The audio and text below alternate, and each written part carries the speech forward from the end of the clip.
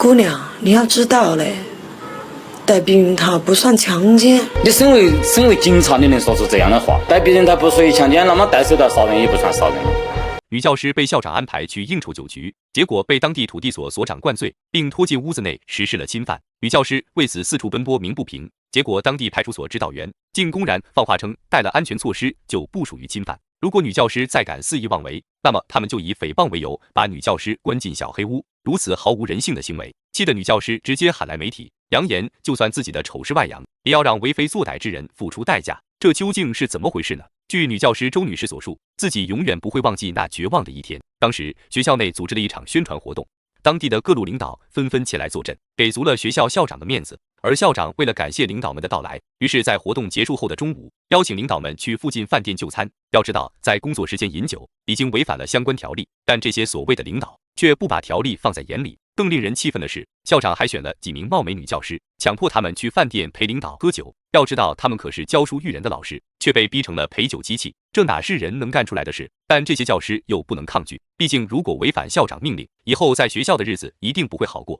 而周女士也是这么想的，只好强忍着迎接领导们灌来的酒水。不一会，她就因酒精上头，神志不清。当她再次醒过来时，发现自己已经躺在了床上，肋被剪开，下半身一丝不挂，穿的那些东西在她床上乱七八糟的，心里边就明白被她强奸了。而周女士所说的那个他，正是当地土管所的所长，并对其实施了侵犯。回想起当时的情景，周女士就倍感绝望。原来当时散场后，周女士已经意识不清，而坐在她一旁的王所长见状，便对她动起了歪心思，随后就搀扶着她打了一辆出租车。当周女士清醒过来时，发现已经到了所长办公室，而王所长当时正用手解开她的衣服。见此情况，周女士立即将其推开，并冲进了办公室的卫生间，将门反锁。我就用背把那门死死地抵着，听到他在外边使劲地敲打门门，他叫我给他开门。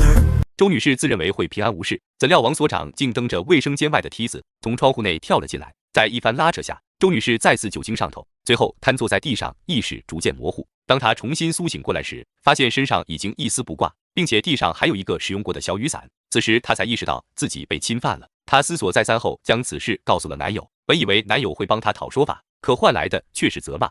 他是为了出风头，为了调动工作，为了住土管所的房子，他才去这么做的。男友认为女友是自愿的，目的就是为了跟王所长在一起，享受着金钱和权利。对此，周女士悲痛不已。如果她真想这样做，为何还要告知男友，而不是打碎牙咽进肚里呢？面对所长的背景和实力，她就算有理也说不清。原来当时周女士去派出所报案后，派出所指导员开门见山，表示能用钱解决的事就不要闹大，他可以联系王所长，给他一笔不菲的赔偿。但如果周女士不接受的话，也不能拿他们怎么样，毕竟当时王所长带了安全措施，所以算不上是侵犯。希望周女士能好自为之。此话一出，周家人火冒三丈，真不知道这名所谓的指导员到底学没学过法律？莫非他是小学学历，靠着走后门才做到这个位置上的吗？如果不给他们一个说法，他们就算拼命也要让王所长付出代价。我们只能采用土办法来制裁他们，除非他在做人间蒸发。